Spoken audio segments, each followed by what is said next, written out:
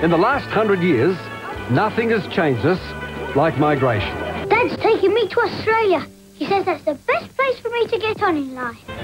Right from the start, the government wanted 70,000 migrants a year. And if they could all come from Britain, well, that was just fine.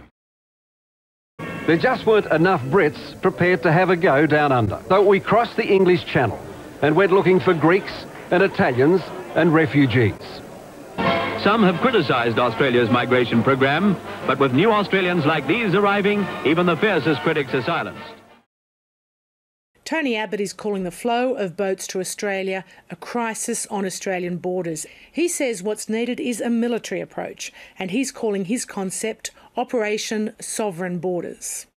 This is one of the most serious external situations that we have faced in many a long year. That's why it must be tackled. The Australian Immigration Minister Scott Morrison claims that no boats have arrived in the country in more than 3 months since the introduction of the Operation Sovereign Borders. Yeah, the government has stopped the boats for 6 months now, but the Australian Human Rights Commission has criticised the decision and believes it will put Australia in violation of its international human rights obligation. But the large number of children is very concerning, and it's one of the reasons why the government can't delay.